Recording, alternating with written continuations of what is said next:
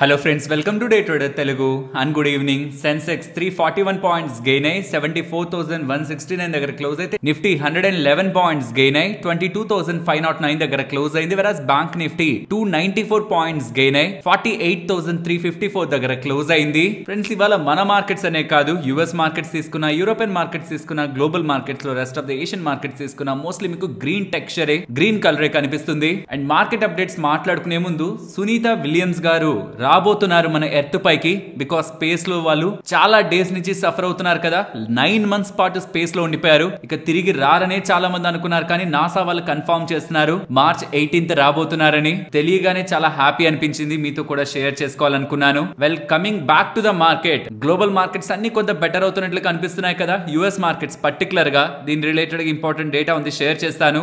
దానికి ముందు రేపు మనకి యుఎస్ కి సంబంధించిన ట్రంప్ గారు, రష్యాకి సంబంధించిన పుతిన్ గారి మీటింగ్ అయితే ఉండబోతుంది. ఈ Russia Ukraine cease fire related గా.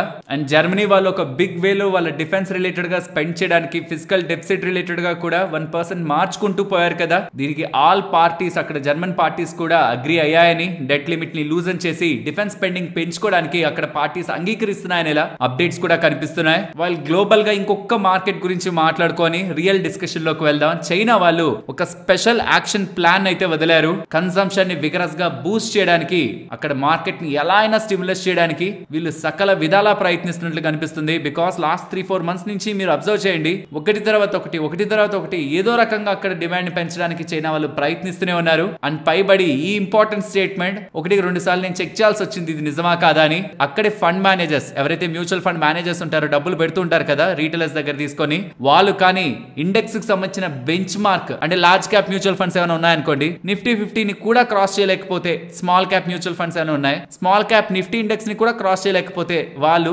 తీసుకుంటున్న శాలరీలో 50% కట్ తీసుకోండి. మీరు అక్కడ డబ్బులు తీసుకొని సరిగా మేనేజ్ చేయలేనప్పుడు మీకెందుకు 100% శాలరీ, 50% కట్ తీసుకోండి అని చైనా వాళ్ళ statements under performing managers related గా చాలా హార్ష్ గా కనిపిస్తాయి. ఇది US, Russia, Germany, China related గా ఉంటున్న గ్లోబల్ ఇంపార్టెంట్ అప్డేట్స్ మనం తెలుసుకోవాల్సింది. సో ఓవరాల్ మన మార్కెట్స్ అండ్ గ్లోబల్ గా ఉంటున్న ఇతర మార్కెట్స్ రీసెంట్ గా పెరగకపోవడానికి ప్రధానమైన కారణం ఏంటి? యుఎస్ మార్కెట్ లో ఉంటున్న డొనాల్డ్ ట్రంప్ గారి ఒక ట్రేడ్ టారిఫ్స్ ఒక అన్సర్టనిటీ కదా. లాస్ట్ 4 వారాల నుంచి యుఎస్ మార్కెట్స్ వరుసగా పడుతూనే ఉన్నాయి. ఆ పాయింట్ లో మన నిఫ్టీ పెద్దగా హార్ష్ గా రియాక్ట్ అవ్వలేదు. బట్ నా క్వశ్చన్ ఏంటంటే, అప్పుడు హార్ష్ గా రియాక్ట్ అవ్వలేదని ఆనందపడడం కంటే, అప్పుడు యుఎస్ మార్కెట్స్ పడకపోయింటే మన మార్కెట్స్ రికవర్ అయ్యే స్కోప్ లోకి వెళ్ళుండేవేమో కదా. గ్లోబల్ గా ఉన్న సెల్లింగ్ ఇంకా ఎఫ్ఐస్ రిలేటెడ్ గా సెల్లింగ్ ని పెంచి ఇండియన్ మార్కెట్స్ అనే కాదు, గ్లోబల్ మార్కెట్స్ ని కూడా ఇంకా కొంత బ్లాంకెట్ అండర్ లో ఉంచే ప్రయత్నం కూడా యుఎస్ లో ఉంటున్న అన్సర్టనిటీ క్రియేట్ చేస్తుండొచ్చు కదా. ఇది ఇప్పుడు కొంత బెటర్ అయ్యే సినారియోస్ అయితే కనిపిస్తూ ఉన్నాయి. నాకు తెలియదు కానీ ట్రంప్ గారి మైండ్ లో ఏముందని. April 2nd తను ఏదైతే డిసిషన్ తీసుకోవాలో టారిఫ్ రిలేటెడ్ గా, ఐ థింక్ రీసెంట్ టైమ్స్ లో మార్కెట్ బాగా పడడం, యుఎస్ మార్కెట్స్ పడడం, ఇది నేను ఒక చిన్న లాజిక్ తో అర్థం చేసుకుంటున్న సినారియో. ఎలా అయితే రీసెంట్ టైమ్స్ లో మార్కెట్ బాటమ్ అవుట్ అయి పెరిగే ఛాన్స్ ఉంటుందనే ఒక సినారియో లాజిక్స్ ఎలా అయితే మీకు ఎక్స్ప్లెయిన్ చేశాను, ఈ లాజిక్ ని కూడా ఒకసారి అర్థం చేసుకోవడానికి ప్రయత్నించండి. యాజ్ ఎ ప్రెసిడెంట్ తను కొన్ని స్టేట్మెంట్స్ చేశారు. స్టేట్మెంట్స్ చేసినప్పుడు మార్కెట్స్ పెద్దగా కంగారు పడలేదు, కానీ దాని తర్వాత ముందుకి అలా వెళ్తూ ఉండడం మార్కెట్స్ కొంత డీప్ గానే యుఎస్ మార్కెట్స్ హర్ట్ అయ్యాయి. ఇక్కడ మార్కెట్స్ అంటే ఓన్లీ స్టాక్ మార్కెట్స్ కాదు, bond markets and even dollar index కూడా అక్కడ హర్ట్ అయింది. యుఎస్ కి సంబంధించిన S&P 500 కి సంబంధించి మీరు చూసినా ఆల్మోస్ట్ ఒక 10% దగ్గరగా కరెక్షన్ కనిపిస్తుంది. 10-year bond deals 52 basis points దగ్గరగా ఫాల్ అయ్యాయి. అండ్ డాలర్ ఇండెక్స్ ఏకంగా 5% దగ్గరగా ఫాల్ అయింది, which is not usual. Just ఒక స్టేట్మెంట్స్ తో ఇంతలా మార్కెట్స్ లో ఫాల్ ఉంటున్నప్పుడు ఆబ్వియస్లీ ఇది అక్కడ ప్రెసిడెంట్ ని కానీ ఇంపాక్ట్ చేస్తుంది అనే ఒక కంక్లూజన్ కి మనం వస్తే, చేయకపోతే నథింగ్, చేస్తుంది అనే కంక్లూజన్ కి వస్తే ఖచ్చితంగా తన టోన్, ఇప్పుడుంటున్న టోన్ April 2nd కి మార్కెట్ కి పాజిటివ్ గా మారే అవకాశం ఉందా, ఇది నేను ఆలోచించింది. నాకెందుకో ఉంది కదా అనిపిస్తుంది. అంత ఫాల్, కొంత ప్రెషర్, మార్కెట్స్ పడుతున్నాయి, మీరేమనుకుంటున్నారని మీడియా వాళ్ళు వార్తలు అడుగుతుండడం, రెసిషన్ వచ్చేస్తుంది అంటున్నారు మీ టారిఫ్లతో, నిజమేనా అంటుండడం, కొంచెమైనా తగ్గాలనుకున్నప్పుడు ఒక స్టెప్ అయినా వెనక్కి తగ్గే అవకాశం ట్రంప్ గారు తీసుకుంటారా? నేనైతే తీసుకుంటారనే అనుకుంటాను. ఇంకా ఇక్కడ కూడా హార్ష్ గా వెళ్ళి, లేదు ఏం జరిగితే జరిగింది, నేనే గెలవాలని అనుకోవడం కంటే, ఓకే నా వల్ల ఏమైనా డామేజ్ జరుగుతుందా, స్టాక్ మార్కెట్ కూడా దానికి అలా రియాక్ట్ అవుతుందా, కొంచెం వెయిట్ చేద్దాం అనే ఒక స్టేట్మెంట్స్ ఏమైనా తన దగ్గర నుంచి కనిపిస్తాయా ఆన్ April 2nd? ఒకవేళ కనిపిస్తాయనే ముందుగానే మార్కెట్స్ కి అర్థమైంది అనుకోండి, యుఎస్ మార్కెట్స్ లో కొంత మంచి రికవరీ కనిపించవచ్చు, అది కూడా గ్లోబల్ మార్కెట్స్ ని బెటర్ గా మార్చొచ్చు. ఇది ఒక అండర్ లైన్ పాజిటివ్ సెంటిమెంట్, అది మనకు విగ్ గానే కొన్ని డేస్ లోనే April 2nd కి ముందే మార్కెట్ లో కనిపించే అవకాశం ఉంది. అండ్ ఇక్కడ ఒక స్మాల్ డిస్క్లైమర్ చెప్పాలి. ఇప్పటి వరకు నేను ఏదైతే చెప్పాను యుఎస్ మార్కెట్స్ రిలేటెడ్ గా ట్రంప్ గారు ఒక ధోరణి కొంచెం తగ్గినా మార్కెట్స్ కి బెటర్ అవుతుందని, అది చాలా ఫ్యాక్టర్స్ ని బేస్ చేసుకొని, అండ్ రీసెంట్ గా లాస్ట్ 24 hours లో యుఎస్ కి సంబంధించిన ట్రెజరీ సెక్రటరీ అయిన స్కాట్ గారి కామెంట్స్ ని కూడా బేస్ చేసుకుని అంతటిని కంబైన్ చేసి నాకు అనిపిస్తున్న ఒపీనియన్, అది కేవలం ఒపీనియన్, 100% రాంగ్ అయ్యే ఛాన్స్ కూడా ఉంటుంది. ట్రంప్ గారు బయటకు వచ్చి ఇంకా హార్ష్ గా టారిఫ్ రిలేటెడ్ గా స్టేట్మెంట్స్ చేస్తే మార్కెట్ పడే అవకాశం కూడా ఉంటుంది. బట్ నా లాజికల్ థింకింగ్, ఎవరికైనా నేను అనుకుంటున్న అభిప్రాయాల వల్ల ప్రాబబిలిటీ కొంత బెటర్ గానే ఉంటుంది తన థింకింగ్ ది అని ఫాలో అవుతున్న వాళ్ళు ఉంటారు కదా, వాళ్ళకి యూజ్ అవుతుందేమో. కమింగ్ టైమ్స్ లో ఒకవేళ ఏప్రిల్ 2 లోపు ట్రంప్ గారి స్టేట్మెంట్స్ కొంత టోన్ మారుతున్నాయని మార్కెట్ కనిపిస్తే యుఎస్ మార్కెట్స్ రికవరీ, దాంట్లో గ్లోబల్ మార్కెట్స్ కూడా రికవర్ అయ్యే అవకాశం ఉంటుందనేది నా పర్సనల్ ఒపీనియన్. అండ్ ఈ వెనస్డే ఫెడ్ వాళ్ళకి సంబంధించిన మీటింగ్ కూడా ఉంటుంది. అక్కడ ఎటువంటి రేట్ కట్ కూడా రాదు, దానికి ఏం మార్కెట్ కూడా వెయిట్ చేయట్లేదు. బట్ ఎలాంటి స్టేట్మెంట్స్ ఉంటాయి ట్రంప్ గారి ఇన్ఫ్లేషనరీ స్టేట్మెంట్స్ తర్వాత యుఎస్ మార్కెట్ ఆల్మోస్ట్ 10% కరెక్ట్ అయింది, bond yields 52 basis points correct అయ్యాయి, డాలర్ ఇండెక్స్ 5% కరెక్ట్ అయింది. అండ్ లాస్ట్ వచ్చిన US consumer Michigan consumer sentiment data కూడా వీక్ గా వచ్చింది, 57.9 దగ్గరగా వచ్చింది, 60 అబోవ్ దగ్గరగా ఉంటది అనుకుంటే, బికాస్ ఆఫ్ 32-year హై ఈ ఇన్ఫ్లేషన్ ఎక్స్పెక్టేషన్స్ తో. And US PPI data okay flat గా వచ్చింది, బట్ కన్స్యూమర్ సెంటిమెంట్ వీక్ అవుతుండడం, ఫెడ్ వాళ్ళు ఎలాంటి కామెంట్స్ చేస్తారు, ఇంకా కొంచెం నెగిటివ్ గా కామెంట్స్ చేస్తారా, బ్యాలెన్స్డ్ గా ఉంటాయి కామెంట్స్ అనేటివి, వెయిట్ చేసి చూడాలి. ఇది వెనస్డే మన మార్కెట్స్ క్లోజ్ అయ్యాక డేటా రూపంలో అప్డేట్ అవుతుంది.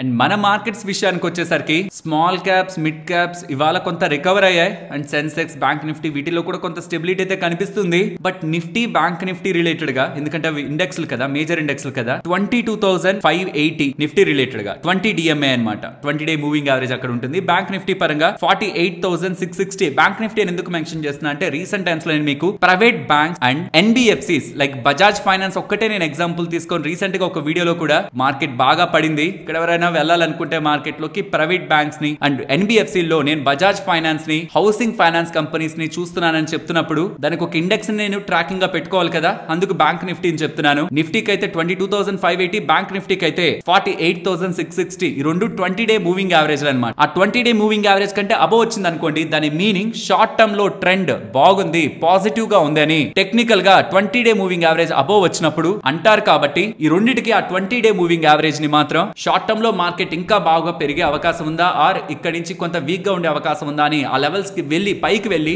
మార్కెట్లు స్టేబుల్ అవుతున్నప్పుడు మనకు అర్థమవుతుంది. నేనైతే ఆ 2 లెవెల్స్ ని నిఫ్టీ పరంగా, బ్యాంక్ నిఫ్టీ పరంగా అబ్జర్వ్ చేస్తున్నాను కాబట్టి మీకు కూడా అవి షేర్ చేయాలనుకున్నాను. ఫ్రెండ్స్, ఇలా మార్కెట్ లో ఉంటున్న ఎంటైర్ డేటాను అనాలిసిస్ చేస్తూ కంటెంట్ ని ఇలా మీ ముందుకు తీసుకురావడానికి మేము పెట్టిన ఎఫర్ట్స్ మీకు వాల్యుబుల్ గా అనిపిస్తూ ఉంటే మన వీడియోని తప్పకుండా లైక్ చేయండి. ఫ్రెండ్స్, ఇవాళ IKS స్టాక్ 11% పైగా పడింది అండ్ మోబిక్విక్ స్టాక్ 8% పైగా పడింది. దీని రెండింటి రిలేటెడ్ గా ఎందుకు పడిందని మాట్లాడాలని కాదు, ఒక ఇంట్రెస్టింగ్ సినారియో ఈ విశాల్ మార్ట్ ని, సాయి లైఫ్ సైన్సెస్ ని అండ్ ఇంకొన్ని కంపెనీస్ ని కంపేర్ చేస్తే మీకు ఒక ఇంట్రెస్టింగ్ సినారియో, ఒక ఇంట్రెస్టింగ్ లాజిక్ అయితే షేర్ చేస్తాను. కొంత జాగ్రత్తగా వినండి. ఫస్ట్, ఎందుకు పడ్డాయి. ఇక్కడ నుంచి కొంత టైం బ్యాక్ నేను మీకు మన వాట్సాప్ ఛానల్లో ఒక ఇంపార్టెంట్ ఇమేజ్ ని షేర్ చేశాను, బాగా సేవ్ చేసి ఉంచండి. కమింగ్ టైమ్స్ లో మీరు హోల్డ్ చేస్తున్న స్టాక్స్ ఆర్ కొనాలనుకుంటున్న స్టాక్స్ మీకు ఆపర్చునిటీని ఇవ్వగలిగేవి ఈ డేట్స్ అని చెప్పి ఇక్కడ మీకు స్క్రీన్ మీద కనిపిస్తుంది కదా, ఇది నేను మీకు February 28th మార్చ్ కి ముందే నెక్స్ట్ 30 డేస్ లో ఈ స్టాక్స్ లో ఫోకస్ ఉంటుందని ఇలా చెప్పాను కదా. ఫ్రెండ్స్, నేను పడ్డాయి కాబట్టి ఆపర్చునిటీ కాదు నేను మాట్లాడాలనుకునేది. కాబట్టి ఇది ఒక్కటి కొంచెం లాజికల్ గా వినడానికి ప్రయత్నించండి, బికాస్ ఇది నేను అనుకుంటున్న లాజిక్. ఇప్పుడు ఒక్కసారి మీరు స్క్రీన్ మీద గమనించారంటే ఇవాళ ఏంటి 17th మార్చ్, ఆ పాయింట్ లో లాక్ ఇన్స్ ఎప్పుడెప్పుడు కంప్లీట్ అవుతున్నాయి. ఇంతకీ లాక్ ఇన్ అంటే ఏంటి నాకు తెలిసి మీలో చాలా మందికి తెలుసుంటుంది, తెలియని వాళ్ళకి సింపుల్ గా చెప్తాను. IPO కి రాకముందే కంపెనీ ఉంటుంది కదా, సో IPO కి రాకముందే చాలా మందికి ఆ కంపెనీలో వాటాలు ఉంటాయి కదా, వాళ్ళు IPO గా మార్కెట్ లోకి కంపెనీ రాగానే మార్కెట్ లో అమ్మేశారనుకోండి, అది కూడా పెద్ద మొత్తంలో. రీటైలర్స్ అంతే చిన్న మొత్తంలో హోల్డ్ చేస్తుంటారు, వాళ్ళు పెద్ద పెద్ద మొత్తాల్లో హోల్డ్ చేస్తుంటారు. కాబట్టి మీరు ఇమీడియట్ గా అమ్మకూడదు. మీకు 1 మంత్ కి, 3 మంత్స్ కి, 6 మంత్స్ కి కొంత కొంత అమ్ముకునే దానికి మేము మీకు వెసులుబాటుని ఇస్తామని రెగ్యులేటర్ సెబీ వాళ్ళు అయితే చెప్పారనమాట. అందుకే 1 నెలకి, 3 నెలలకి, 6 నెలలకి ప్రతి IPO రిలేటెడ్ గా లాక్ ఇన్స్ అయితే ఓపెన్ అవుతూ ఉంటాయి. అలా 1 మంత్ లాక్ ఇన్ అంటే IPO వచ్చిన 1 మంత్ కి అజాక్స్ ఇంజనీరింగ్ రిలేటెడ్ గా ఇవాళ IPO లాక్ ఇన్ అయితే కంప్లీట్ అయింది. స్టాక్ పడిందా, లేదు, పెరిగింది. దాని అర్థం ఏంటి, ఎవరైతే గతంలో నుంచి హోల్డ్ చేస్తూ 3 మిలియన్ షేర్స్ అమ్మకానికి వీలవుతున్న ప్రెసెంట్ మార్కెట్ కండిషన్స్ లో, ప్రెసెంట్ స్టాక్ ఉంటున్న కండిషన్ లో ఆ 3 మిలియన్ల షేర్లు మార్కెట్ లో అమ్మకానికి అయితే వెళ్ళలేదు, పెద్ద మొత్తంలో వెళ్ళలేదు. కొన్ని కండిషన్స్ లో వెళ్తాయి, అదే పాయింట్ లో అవతల సైడ్ బయర్స్ కూడా అంతే స్ట్రాంగ్ గా కొనడానికి ప్రయత్నించినప్పుడు కూడా స్టాక్ పెద్దగా పడదు. కానీ 3 మంత్ లాక్ ఇన్ లోకి వస్తే IKS మీకు ఫస్ట్ స్టాక్ గా కనిపిస్తుంది. ఈ IKS గురించి డీటెయిల్డ్ ఇన్ఫర్మేషన్ షేర్ చేస్తా, బట్ దానికి ముందు ఇవాళ ఈ IKS ఇన్వెంటర్స్ నాలెడ్జ్ సొల్యూషన్స్ వాళ్ళు 11% దగ్గరగా ఫాల్ అవ్వడం ఖచ్చితంగా లాక్ ఇన్ ఇష్యూ కారణంగానే. దానికి ముందు లేదు ఫాల్, ఎందుకంటే దానికి ముందు ఏ ఇంపాక్ట్ లేదు, ఏ కొత్త న్యూస్ అప్డేట్ లేదు, అఫీషియల్ గా ఏ స్టేట్మెంట్స్ లేవు. ఈ లాక్ ఇన్ టైం లోనే పడింది కంపెనీ. 4.2 మిలియన్ల షేర్లు. స్టాక్ ప్రైస్ ఎక్కడుంది 1800 దగ్గర, అక్కడ 4.2 మిలియన్లు అంటే చాలా ఎక్కువే. వెరాస్ విశాల్ మెగా మార్ట్ కి సంబంధించి 17 మార్చి ఇవాళ 153 మిలియన్ల షేర్లు రిలీజ్ అవుతున్నా సరే, అమ్మకానికి ఎలిజిబుల్ అవుతున్నా సరే, ఇవాళ విశాల్ మెగా మార్ట్ పెరుగుతూ ఉండడం ఈ ధర గతంలో ఇన్వెస్ట్ చేసిన వాళ్ళకు కూడా ఏమంత ఎగ్జూబరెంట్ గా అనిపించి వెళ్ళిపోదాం బయటికి పరిగెత్తేద్దాం ఆ షేర్లు నమ్మేసని ఎలా అనిపించలేదు. అలాగే సాయి లైఫ్ సైన్సెస్ రిలేటెడ్ గా కూడా 8 మిలియన్ షేర్లు ఇవాళ అమ్మకానికి వచ్చినా సరే వాళ్ళకు కూడా అనిపించలేదు. కానీ మోబిక్విక్ సొల్యూషన్స్ కి మాత్రం ఎవరైతే ఇన్వెస్టర్స్ గతంలో హోల్డ్ చేశారో వాళ్ళకి ఇవాళ అమ్మకాలని స్టార్ట్ చేసుకోవచ్చు. ఇది కూడా మనకి ఎక్స్పెన్సివ్ ప్రైస్ అనే అమ్మకానికి ఇవాళ కనిపిస్తూ ఉండడం మోబిక్విక్ లో అంతకు ముందు ఉంటున్న ఇన్వెస్టర్స్ కి ఇవాళ ఎగ్జిట్ తీసుకోవాలనే ఒక ఇంట్రెస్ట్ కనిపిస్తుంది అనేది అర్థమవుతుంది. సో దట్ వాళ్ళు నెక్స్ట్ 6 మంత్స్ లాక్ ఇన్ లో కూడా ప్రయత్నిస్తారు. అర్థమవుతుంది కదా. అలాగే చాలా కంపెనీస్ ఉన్నాయి చూడండి. International geological institute like IGL కానివ్వండి, 18th మార్చ్ అది రేపే, Mamata machinery 24th, Dam Capital 24th, Trans Rail lightning 25th, Senores pharma 26th March. ఇలా చాలా కంపెనీస్ ఉన్నాయి. ప్రాబబ్లీ మీరు వీటిలో ఇన్వెస్ట్ కూడా చేసి ఉండొచ్చు. విష్ణు ప్రకాష్ ఆర్ పునిగల, సామ్హి హోటల్స్ కానీ, ప్రీమియర్ ఎనర్జీస్ కానీ, ఓరియంట్ టెక్నాలజీస్ కానీ, ఇలా చాలా కంపెనీస్ కి సంబంధించిన ఈ లాకిన్స్ అన్ని ఉన్నాయి. ఈ ఇమేజ్ మీరు వీలైతే స్క్రీన్ షాట్ తీసుకోండి. నేను దీనికోసం గ్రూప్ లో ఖచ్చితంగా జాయిన్ అవ్వండి అని కూడా చెప్పను. బట్ ఈ ఒక్క ఇమేజే కాదు కదా, ఇంకా చాలా ఇంపార్టెంట్ డేటా ఈ ఆల్కహాల్ ఇండస్ట్రీ మీద స్టడీ చేయాలనుకుంటున్న వాళ్ళకి, అండ్ ఈ టారిఫ్ల కారణంగా ఎవరెవరికి ఎలాంటి ఇంపాక్ట్ ఉంటుంది, ఇలాంటి time to time updates, recent times లో ప్రమోటర్స్ ఏ కంపెనీస్ లో ఎక్కువగా డబ్బులు పెడుతున్నారు, వాళ్ళ కంపెనీ ఏ షేర్ ని కొంటున్నారు, ఇలాంటి ఇంట్రెస్టింగ్ డేటా అంతా కూడా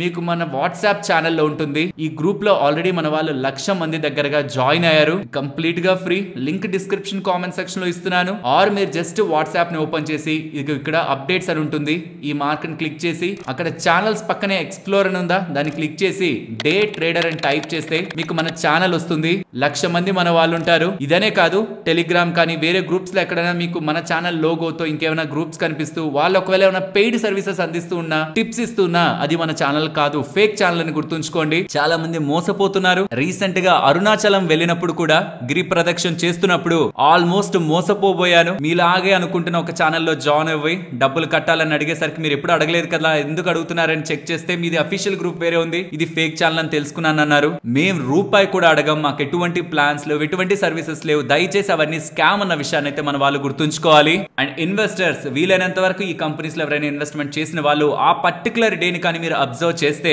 పడ్డాయనుకోండి, దెన్ మనం కొంచెం వెయిట్ చేయాలి. ఎందుకంటే నెక్స్ట్ లాకిన్స్ లో కూడా వాళ్ళు అమ్మే అవకాశం ఉంటుంది. ఆర్ ఎర్నింగ్స్ ఇంప్రూవ్ అవుతున్నాయి, కొంత కాన్ఫిడెన్స్ వచ్చేంత వరకు ఫర్దర్ గా యావరేజ్ చేయకుండా కొంచెం వాచ్ చేయడం మంచిది ఆ కంపెనీస్ ని.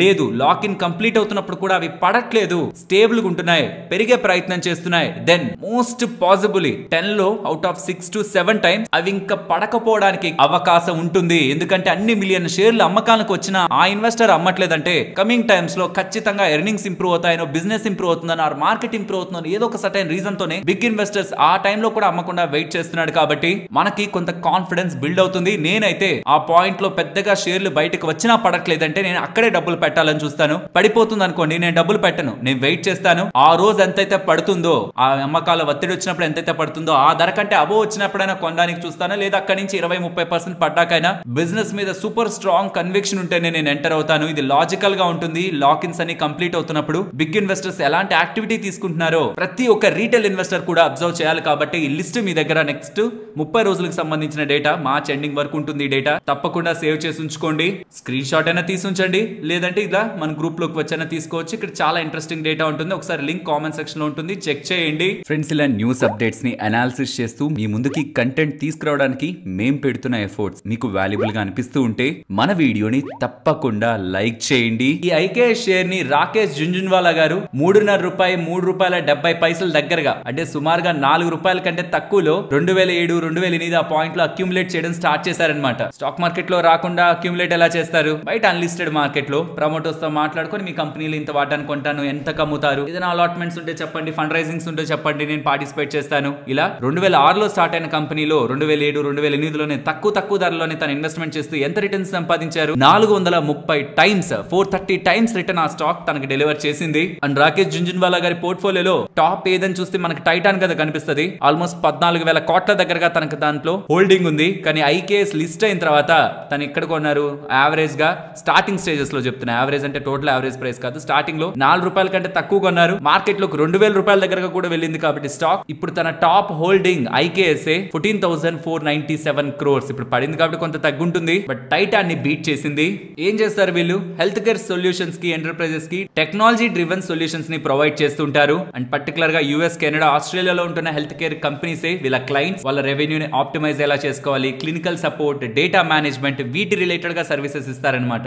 ఎకనామిక్స్ టైమ్స్ లో పబ్లిష్ అయిన ఇంపార్టెంట్ ఆర్టికల్ గురించి మనం తెలుసుకోవాలి. ఎందుకంటే మార్కెట్ పడడానికి ముందే సెప్టెంబర్ 2024 ఆ పాయింట్ లో ఏ మ్యూచువల్ ఫండ్స్ ఎంతెంత పర్సెంట్ వాళ్ళ పోర్ట్ఫోలియో రిలేటెడ్ గా క్యాష్ హోల్డింగ్స్ ని మెయింటైన్ చేస్తున్నాయనేది ఇక్కడ మీరు స్క్రీన్ మీద గమనించొచ్చు. దీని కారణంగా ఏం జరిగిందంటే అదే కేటగిరీలో ఉంటున్న మిగిలిన ఫండ్స్ అంతా కూడా ఎక్కువగా పడినా సరే వీళ్ళ క్యాష్ హోల్డింగ్ ఎక్కువ ఉండడం కారణంగా ఫండ్ పర్ఫార్మెన్స్ పెద్దగా డిస్టర్బ్ అవ్వలేదు. పర్టికులర్ గా మోతీలాల్ ఒస్వాల్ వాళ్ళకి సంబంధించి వాళ్ళు కళ్యాణ్ జ్యువెలర్స్ లో కానీ, జొమాటోలో కానీ పెద్ద మొత్తంలో హోల్డింగ్ ని పెంచుకున్నారు కదా, అది కూడా వాళ్ళని పెద్దగా ఇంపాక్ట్ చేయలేదు. బికాస్ అవి చాలా ఎక్కువ ఫాలో అయ్యాయి డ్రాస్టిక్ ఒకనొక పాయింట్ లో. అయినా సరే వాళ్ళ పర్ఫార్మెన్స్ కంపేర్డ్ విత్ కేటగిరీ కంటే కొంత బెటర్ గా ఉండడానికి, క్యాష్ హోల్డింగ్స్ ముందుగానే వాళ్ళు సేఫ్ లో ఉండడానికి సెప్టెంబర్ పాయింట్ నుంచే మెయింటైన్ చేసిన హై క్యాష్ రిజర్వ్స్ ప్రధానమైన కారణం. అలాగే ఎవరెవరు ఎక్కువ క్యాష్ రిజర్వ్స్ ని మెయింటైన్ చేయడానికి ప్రయత్నించారు, సో దట్ అదే కేటగిరీకి సంబంధించిన ఇతర ఫండ్స్ కంటే వాళ్ళ ఫండ్స్ యొక్క పర్ఫార్మెన్స్ ఎలా ఉందనేది మనకు స్క్రీన్ మీద కనిపిస్తుంది. బట్ వచ్చే క్వశ్చన్ అంతా సెప్టెంబర్ లో మెయింటైన్ చేశారు, సరే వాళ్ళకి మార్కెట్ ఓవర్ వాల్యుయేషన్ అనిపించింది అండ్ నిజంగానే మార్కెట్ పడింది.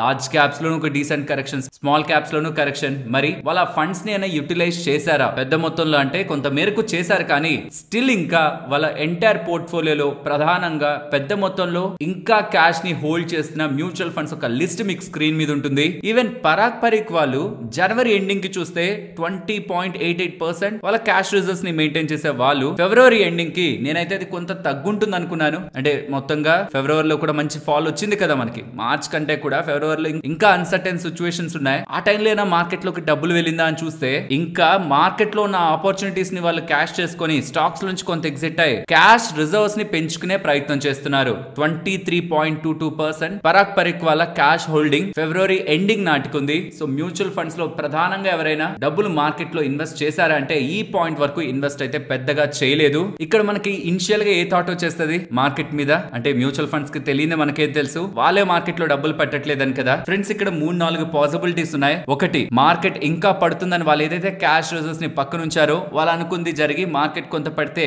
మేబీ పెద్ద మొత్తంలో ఒకేసారి వాళ్ళు డబ్బులు పెట్టాలని మార్కెట్ లో ప్రయత్నించవచ్చు. రెండవది, వాళ్ళు పెట్టేలోపే మార్కెట్ రికవర్ అయిపోయింది అనుకోండి, అప్పుడు ఏదైతే ఇందాక కేటగిరీ కంటే కూడా వీళ్ళది బెటర్ గా ఎక్కువగా ఫాలో అవ్వలేదు అనుకుంటున్నామో అప్పుడు కేటగిరీ కంటే వీళ్ళ రిటర్న్స్ చాలా డీవియేట్ అవుతాయి ఫుల్లీ ఇన్వెస్టెడ్ ఉన్న మ్యూచువల్ ఫండ్స్ కి, క్యాష్ లోనే ఉంటున్న మ్యూచువల్ ఫండ్స్ కి. మూడోది, మార్కెట్ కన్సాలిడేట్ అవ్వచ్చు. సర్టైన్ టైం పీరియడ్ వరకు అలానే మార్కెట్ ఉందనుకోండి, వీళ్ళకి పెద్ద లాభము లేదు పెద్దగా నష్టము లేదు, లాభమే ఉంటుంది కొంతవరకు. సో ఈ 3 ఆస్పెక్ట్స్ లో కూడా మనకు కమింగ్ టైమ్స్ లో అవుట్కమ్ అయితే ఉండొచ్చు. నా ఒపీనియన్, నేను ఇక్కడ నుంచి చాలా టైం బ్యాక్ నుంచి చెప్తున్న నా ఒపీనియన్, పర్సనల్ ఒపీనియన్ ఇది. ఇండియా పరంగా మాత్రం థింగ్స్ బెటర్ గా ఉన్నాయి. యుఎస్ తో పోల్చినా ఇతర మార్కెట్స్ తో పోల్చినా నాకు ఇండియాలో థింగ్స్ బెటర్ గా కనిపిస్తున్నాయి. పర్టికులర్లీ లాస్ట్ 1-2 మంత్స్ నాకు యుఎస్ లో ఉంటున్న అన్సర్టనిటీ చాలా ఎక్కువగా అనిపించింది. అంటే నా దగ్గర డబ్బులు పెట్టాల్సి వస్తే కూడా యుఎస్ లో ఎందుకు పెట్టను, ఇండియాలో ఎందుకు పెడతాను అనేది కూడా రీసెంట్ టైమ్స్ లో రిపీటెడ్ గా మెన్షన్ చేసి మీకు ఎక్స్ప్లెయిన్ చేశాను. అండ్ ఆర్బీఐ వాళ్ళు తీసుకుంటున్న చర్యలు కూడా కమింగ్ టైమ్స్ లో మార్కెట్ లో రిఫ్లెక్ట్ అవడం స్టార్ట్ అయ్యి మ్యాక్రో ఎకనామిక్ పిక్చర్ బెటర్ గా కనిపించిన రోజు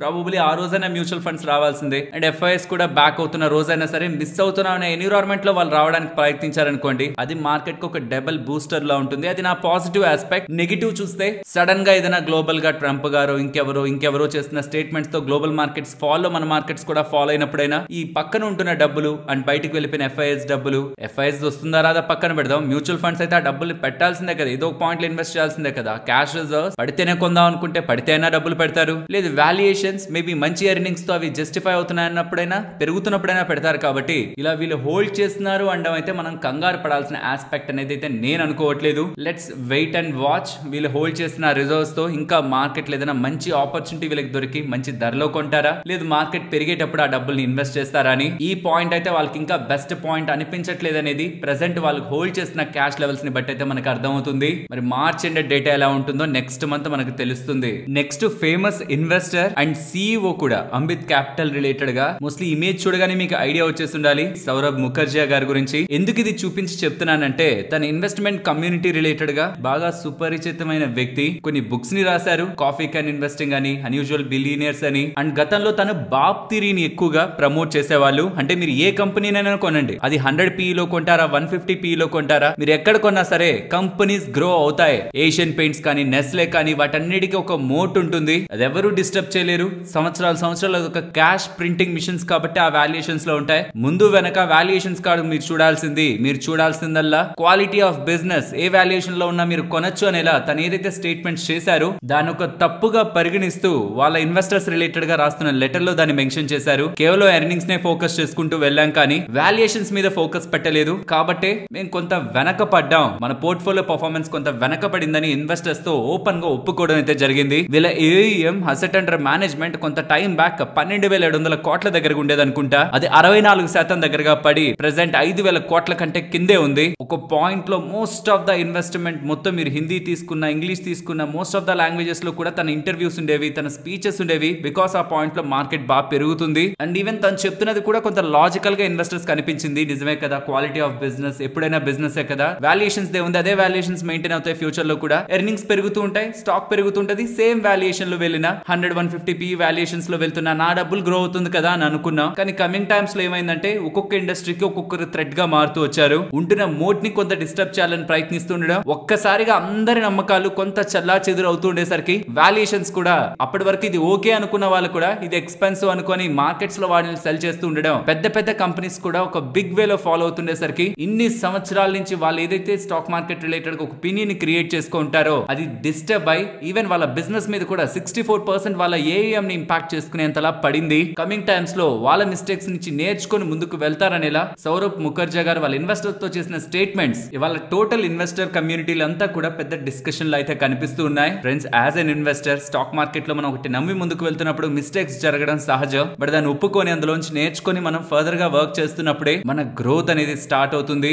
ఇది ఈవెన్ సౌరభ్ ముఖర్జీ గారి విషయంలో కూడా వాల్యుయేషన్స్ కన్సర్న్ కాదు అని తను ఏదైతే చెప్పారో ఇప్పుడు వాల్యుయేషన్స్ కూడా మ్యాటరే. ప్రాపర్ వాల్యుయేషన్ లో ఉంటున్న కంపెనీ రిలేటెడ్ గానే ఫోకస్ ఉండాల్సిందనేలా తన తప్పును తను యాక్సెప్ట్ చేస్తున్నారు. ఫ్రెండ్స్, ఇవాళ గోల్డ్ ప్రపంచ మార్కెట్స్ లో ఆల్ టైమ్ హై కి హిస్టారికల్ ప్రైస్ కి వెళ్తూ ఉంటే మన దగ్గర కొన్ని ప్లాట్ఫామ్స్ లో గోల్డ్ బాగా పెరిగింది. ఇది మంచి టైం ప్రాఫిట్స్ ని బుక్ చేసుకోవడానికి.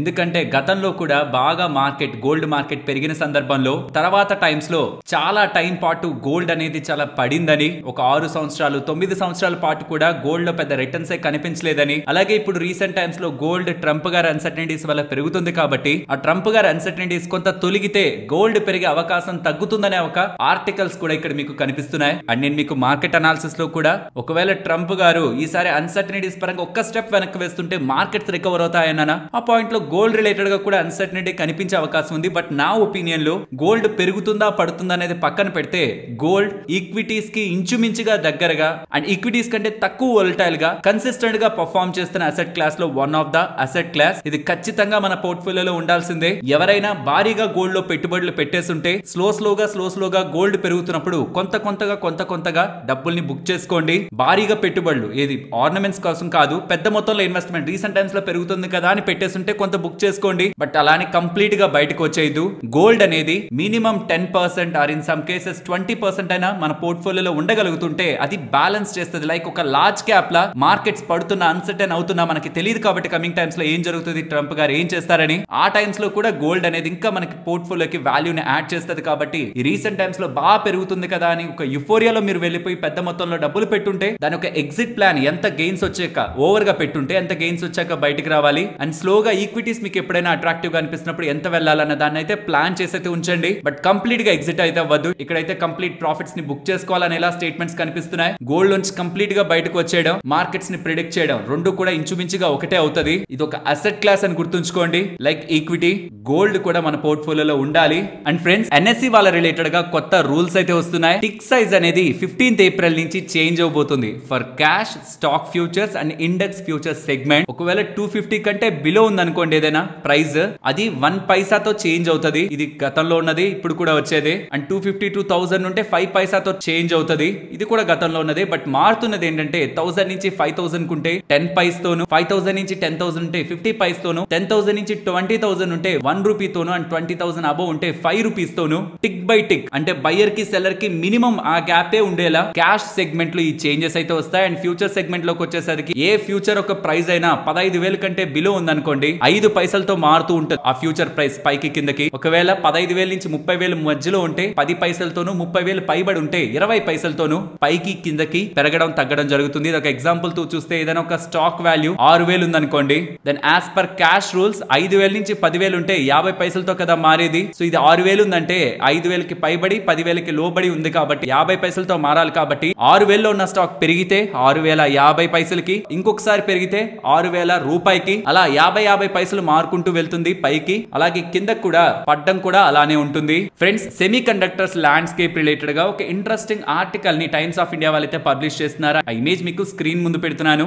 సెమీ కండక్టర్స్ లో design, manufacturing, training, supply chain management, chemical and material engineering, packaging, testing and logistics, ఈ సెగ్మెంట్స్ అన్ని ఉంటాయి కదా. అందులో మన ఇండియాకి అంటే మన ఇండియన్ ల్యాండ్స్కేప్ ఈ సెమీ కండక్టర్ స్పేస్ పరంగా ఇప్పుడే ఎవాల్వ్ అవుతున్నది. గ్లోబల్ గా చాలా డెవలప్మెంట్ అడ్వాన్స్డ్ గా స్టేజెస్ లో ఉన్నాయి, కానీ ఇండియాలో ఇప్పుడిప్పుడే డెవలప్ అవుతుంది. కాబట్టి ఏ కంపెనీస్ ఏ ప్రాంతాల్లో ఉన్నవి, ఏ కంపెనీస్ కి అడ్వాంటేజ్ ఉంటుందని ఒక లిస్ట్ కూడా ఇక్కడ మీకు రైట్ హ్యాండ్ సైడ్ కనిపిస్తూ ఉంటుంది. SRF chemicals, Gujarat fluoro chemicals, Tatva Chintan pharma, Ami organics, Anupam Rasayan, ఇలానే చాలా కంపెనీస్ ఒక లిస్ట్ మీకు right hand side. And entire article లో ఇండియన్ గ్రోత్ ఆపర్చునిటీస్ ఎలా ఉంటాయనే దాని రిలేటెడ్ గా ఒక బ్రీఫ్ డేటాని అయితే షేర్ చేశారు. అండ్ ఈ డేటాని నువోమా వాళ్ళ రిలేటెడ్ గా నేను థర్స్డేనే షేర్ చేశాను. అండ్ ప్రెసెంట్ మనకి ఎకనామిక్స్ టైమ్స్ లో కూడా ఈ రీసెంట్ మార్కెట్ ఫాల్ లో మ్యూచువల్ ఫండ్స్ ఏ కొత్త స్టాక్స్ ని కొంటున్నారన్న డేటా కూడా మీకు టాప్ రైట్ హ్యాండ్ సైడ్ అయితే కనిపిస్తూ ఉంటుంది. అండ్ వేటిల నుంచి కంప్లీట్ గా ఎగ్జిట్ అవుతున్నారనేది బ్లాక్ గా ఉంటున్న దగ్గర, అండ్ వేటిల్లో వాటా ఉంటే సెల్ చేస్తున్నారు, అండ్ వేటిల్లో వాటా ఉంటే ఇంకా కొంటున్నారు అన్న డేటా మీకు లెఫ్ట్ టు రైట్ ఇప్పుడు నేను చదివిన ఆర్డర్ లో కనిపిస్తుంది. And A mutual funds A stocks related ఎలాంటి యాక్టివిటీ తీసుకుంటున్నా అనేది కూడా ఈ డేటా మీరు అబ్జర్వ్ చేయొచ్చు. అండ్ ఈ సేమ్ డేటా, బట్ ఇది నువోమా వాళ్ళకి సంబంధించిన డేటా, మీకు 3 days బ్యాక్ మన మార్కెట్ అనాలిసిస్ వీడియోలో కూడా దొరుకుతుంది. ఆ ఇమేజ్ కొంత క్లియర్ గా ఉంటుంది, ఒకసారి గమనించండి. అదాని గ్రీన్ రిలేటెడ్ గా మెక్వైర్ వాళ్ళు ఒక ఇంట్రెస్టింగ్ నోట్ ని రిలీజ్ చేస్తూ చాలా కంపెలింగ్ వాల్యుయేషన్స్ లోకి, అట్రాక్టివ్ వాల్యుయేషన్స్ లోకి కంపెనీ ఉందని, వాళ్ళు జనరేట్ చేస్తున్న క్యాష్ కానీ, కమింగ్ టైమ్స్ లో వాళ్ళ బిజినెస్ రిలేటెడ్ గా ఉంటున్న గ్రోత్ కానీ, ఇది ఖచ్చితంగా పెరిగే స్టాక్ అండ్ వీలైతే 200% కూడా పెరుగుతుందని మెక్వైర్ వాళ్ళు ఏమంతా ఫ్లూక్ గా టార్గెట్లు ఇచ్చే వాళ్ళైతే కాదు. నాకుంటున్న ఒపీనియన్ ప్రకారం అయితే అంత ఈజీగా దేని పడితే దాని వాళ్ళు 100%, 200% అని మాట్లాడే వ్యక్తులైతే కాదు. కానీ బట్ అదాని వాళ్ళ రిలేటెడ్ గా కొంత ఈ మధ్య కాలంలో రెగ్యులేటరీ రిస్క్లు ఎక్కువ అవుతుండడం, యుఎస్ వాళ్ళ రిలేటెడ్ గా వాళ్ళ మీద ఆరోపణలు కానీ, అండ్ ఇండియాలో కూడా లాస్ట్ 1-2 ఇన్సిడెంట్స్ లో వాళ్ళ రిలేటెడ్ గా సెబీ అండ్ ఇతర ఇన్వెస్టిగేషన్ ఏజెన్సీస్ అన్ని కూడా ఒక్కసారిగా వీళ్ళ మీద ఎక్కువ ఫోకస్ చేస్తూ ఉండడం, వీళ్ళ గ్రూప్ కంపెనీస్ మీద ఇన్వెస్టర్స్ రిలేటెడ్ గా, పర్టికులర్ గా రీటైల్ ఇన్వెస్టర్స్ రిలేటెడ్ గా ఖచ్చితంగా కన్సర్న్ అయితే కనిపిస్తుంది. సో అది ఎవరు డినే చేయలేని రిస్క్. ఏమో కమింగ్ టైమ్స్ లో ఏం జరగదని ఎవరైనా గ్యారంటీ ఇస్తారా? మళ్ళీ ఎవరైనా ఫోకస్ చేసి వీళ్ళ రిలేటెడ్ గా ఈ రిపోర్ట్స్ అని ఆ రిపోర్ట్స్ అని బయట సోషల్ మీడియాలో తీసుకొచ్చినప్పుడు స్టాక్స్ పడతాయి కదా అనే ఒక కన్సర్న్ వీళ్ళ రిలేటెడ్ గా గతంలో జరిగిన పరిణామాలు ఖచ్చితంగా ఇన్వెస్టర్స్ ఒక మైండ్ లో అయితే భయపడేలా అయితే చేస్తుంది. బట్ మెక్వైర్ వాళ్ళు మాత్రం పర్టికులర్ గా అదాని గ్రీన్ గురించి, మిగిలినవన్నిటిని పక్కన పెట్టి అదాని గ్రీన్ గురించి మాట్లాడుతూ solid renewable energy expansion plans లో వీళ్ళు ప్రెసెంట్ ఉన్నారని, ఇండియాకి సంబంధించిన ఎనర్జీ ట్రాన్సిషన్ లో వీళ్ళ ఒక పాత్ర స్ట్రాంగ్ గా ఉంటుందని, కాబట్టి ప్రెసెంట్ ఉంటున్న దాని దగ్గర నుంచి ఒక 40-50% పెరుగుతుందని చెప్తూ, ఇంకా బెస్ట్ కేసులో 200% పెరిగి 2,600కి స్టాక్ వెళ్తుందనేలా అదాని గ్రీన్ రిలేటెడ్ గా మెక్వైర్ వాళ్ళు చేస్తున్న ఈ స్టేట్మెంట్స్ ఇంట్రెస్టింగ్ అయితే కనిపిస్తాయి. నెక్స్ట్ ఐఆర్ఎఫ్సి గురించి మాట్లాడుకోవాలి. వీళ్ళు 80 పైస్ పర్ షేర్ డివిడెండ్ అయితే ప్రకటించారు. ఇది ఒక సెకండ్ ఇన్ టర్మ్ డివిడెండ్. దీనికి రికార్డ్ డేట్ 21st March, అంటే ఆ నాటికి మీ డీమ్యాట్ అకౌంట్ లో ఈ కంపెనీకి సంబంధించిన షేర్లు ఉండాలి. నెక్స్ట్ 30 రోజుల్లోపు ఇది బ్యాంక్ అకౌంట్ లోకి వేస్తారు. అలాగే ఎన్ఎండిసి వాళ్ళు కూడా ఫస్ట్ ఇన్ టర్మ్ డివిడెండ్ అయితే ప్రకటించారు, ₹2.30 పర్ షేర్. దీనికి కూడా record date 21st March. Next Tata Motors వాళ్ళు వాళ్ళ కమర్షియల్ వెహికల్ ప్రైజెస్ ని 2% పెంచుతున్నారు. అది కూడా ఏప్రిల్ 2025 నుంచి across the commercial vehicle range up to 2% వరకు ధరలు అయితే పెరగబోతున్నాయని, ఇన్పుట్ కాస్ట్లు పెరగడం కారణంగానే ఈ డెసిషన్ తీసుకుంటున్నట్టు ఏప్రిల్ 1st నుంచి ఇది అమల్లోకి వస్తుందని, మోడల్ అండ్ వేరియంట్ ని బట్టి ఎంత పెరగాలన్నది ఆధారంగా అయింటుందనేది టాటా మోటార్స్ వాళ్ళ అప్డేట్. ఫ్రెండ్స్, కొన్ని కంపెనీస్ ఫండ్ రైజ్ కి వెళ్తూ ఉంటాయి. ఆ పాయింట్ లో ఎవరెవరు పార్టిసిపేట్ చేస్తున్నారు, అది కూడా పెద్ద ప్లేయర్స్ అనుకోండి, ఫండ్ రైజ్ కి వెళ్లి మరీ కొనాలనే ఆలోచన ఉంటుందంటే ఏదైనా కంపెనీలో ఇంట్రెస్టింగ్ గా ఉండే కదా చేస్తుంటారు. అన్ని కంపెనీలు ఫండ్ రైజ్ చేసి ఇంట్రెస్టింగ్ ప్లేయర్స్ కనిపించిన ప్రతిదీ ఏమి భారీగా పెరిగిపోలేదు. కానీ మనం స్టాక్స్ ని స్క్రీన్ చేస్తున్నప్పుడు ఈ డేటా పాయింట్స్ ని కూడా మేబీ మనం స్టడీ చేస్తున్న స్టాక్ రీసెంట్ గా ఫండ్ రైజ్ చేస్తే ఎవరెవరు పార్టిసిపేట్ చేశారనేది కూడా కొంత కన్విక్షన్ పెంచుతుంది. సో ఇక్కడ సెంటమ్ ఎలక్ట్రానిక్స్ లిమిటెడ్ గురించి మాట్లాడుకోవాలి. చిన్న కంపెనీ, 1700 కోట్ల మార్కెట్ క్యాపిటల్ ఉన్న కంపెనీ, రీసెంట్ గా ఆల్మోస్ట్ 2300 వరకు వెళ్లి ఒక 48% దగ్గరగా పడిన కంపెనీ. వీళ్ళు Indian electronic system design and manufacture చేస్తూ ఉంటారు. సబ్ సిస్టమ్స్ కానీ, మైక్రో ఎలక్ట్రానిక్స్ కానీ, సిస్టమ్ ఇంటిగ్రేషన్ సర్వీసెస్ ని ప్రొవైడ్ చేస్తారు. ఇది 1993 లో స్టార్ట్ అయిన బెంగళూరు కంపెనీ. 6 కంట్రీస్ లో వీళ్ళ ప్రెజెన్స్ ఉంది. ఈ కంపెనీ రిలేటెడ్ గా QIP లో డబ్బుల్ని రైజ్ చేద్దామని, ₹1160 పర్ షేర్ లో డబ్బుల్ని రైజ్ చేద్దామని ఎవరెవరు మా కంపెనీలో డబ్బులు పెట్టడానికి ఇంట్రెస్టెడ్ గా ఉన్నారంటే HDFC మ్యూచువల్ ఫండ్ వాళ్ళు, even 3P India equity fund వాళ్ళు కూడా ఇంట్రెస్టెడ్ ఇంట్రెస్టెడ్ గా కనిపిస్తున్నట్టు అండ్ ఓన్లీ ఎంటైర్ ఇష్యూలో హెచ్డిఎఫ్సి మ్యూచువల్ ఫండ్ వాళ్ళ 33.33% వాటాని అంటే మొత్తంలో కాదు ఈ క్యూఐపీకి ఎంతైతే ఇద్దాం అనుకుంటున్నారో అందులో 33.33% వాటాని ఎక్వైర్ చేసుకుంటున్నట్లు డేటా అయితే కనిపిస్తూ ఉంది. చిన్న కంపెనీ పెద్ద mutual funds and equity funds పోటీ పడి మరి క్యూఐపీలో డబ్బుల్ని పెట్టారనేలా డేటా కనిపిస్తూ ఉండడం ఇవాళ 5% దగ్గరగా కంపెనీ పెరిగింది.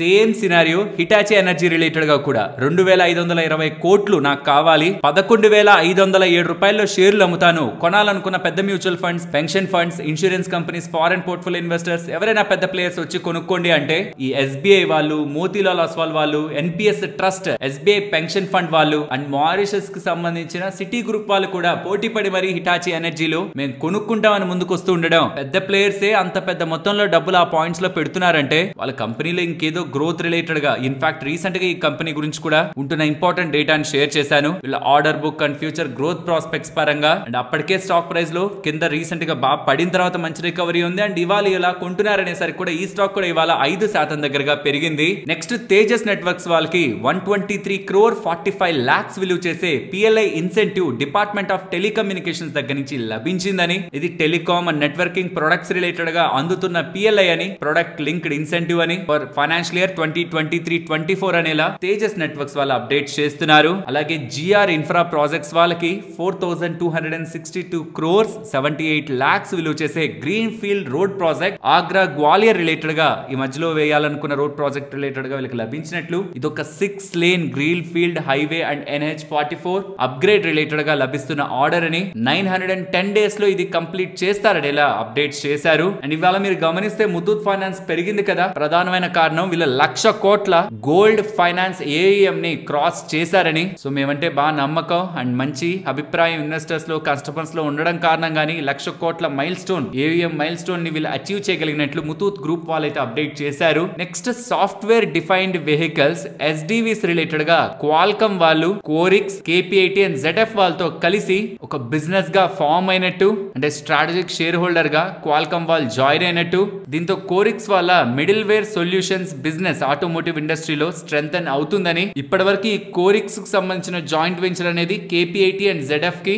అండ్ కోరిక్స్ వాళ్ళకి 50-50% లో ఉండేది, ఇప్పుడు దీంట్లోకి క్వాల్కమ్ వాళ్ళు కూడా యాడ్ అవుతున్నట్టు కేపీఐటీ వాళ్ళైతే అప్డేట్ చేశారు. అండ్ నెక్స్ట్ జేబీ కెమికల్స్ వాళ్ళకి పనోలీలో ఏపీఐ మ్యానుఫ్యాక్చరింగ్ ఫెసిలిటీ ఉంది కదా గుజరాత్ లో, అక్కడ ఇన్స్పెక్షన్ మార్చ్ 10th నుంచి 13th వరకు యుఎస్ ఎఫ్డిఏ వాళ్ళు చేశారని, కానీ ఎటువంటి ఇష్యూస్ లేవు, టోటల్ క్లియర్ అని గ్రీన్ సర్టిఫికేట్ ఇస్తూ, green in the sense clearing certificate ఇస్తూ ఫుల్ కంప్లైంట్స్ తో ఉందని ఎలా చెప్పారని ఇలా జేబీ కెమికల్స్ వాళ్ళు చెప్పారు. నెక్స్ట్ వెల్స్పన్ స్పెషాలిటీ సొల్యూషన్స్ వాళ్ళకి 231 crore 78 lakhs విలువ చేసే ఆర్డర్ బిహెచ్ఈఎల్ దగ్గర నుంచి లభించిందని for the supply of 40,050 tons stainless steel seamless boiler tubes ని సప్లై చేయడానికి ఆర్డర్ లభించినట్టు. ఇదంతా ఎందుకు సప్లై చేస్తున్నారు ఈ stainless steel seamless boiler tubes ని? బిహెచ్ఈఎల్ వాళ్ళకి సంబంధించిన పవర్ ప్రాజెక్ట్స్ ఉంటాయి కదా, అందులో super critical thermal power projects ఉంటాయి కదా, వాటిల్లో ఈ బాయిలర్ ట్యూబ్స్ ని యూజ్ చేస్తారు కాబట్టి వీళ్ళకి ఆర్డర్ వచ్చింది. ఇది నెక్స్ట్ 13 months లో బై ఏప్రిల్ 2026 లోపు కంప్లీట్ చేస్తారని చెప్తున్నారు. అండ్ నెక్స్ట్ ఓలా ఎలక్ట్రిక్ ఇవాళ షేర్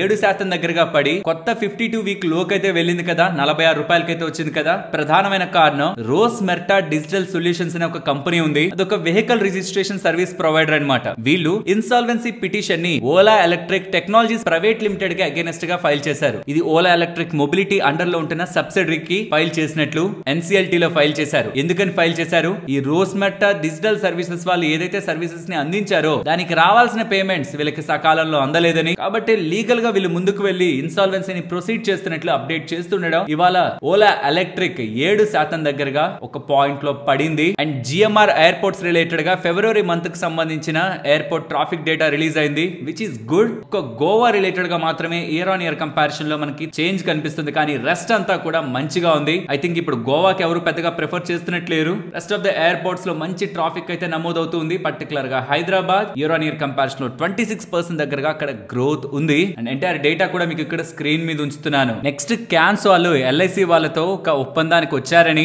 ఎల్ఐసికి సంబంధించిన పాలసీస్ ఉంటాయి కదా వాటిని ఈ ఇన్సూరెన్స్ చేయడానికి, ఈ ఇన్సూరెన్స్ పాలసీస్ చేయడానికి క్యామ్ వాళ్ళతో అగ్రిమెంట్ జరిగినట్లు.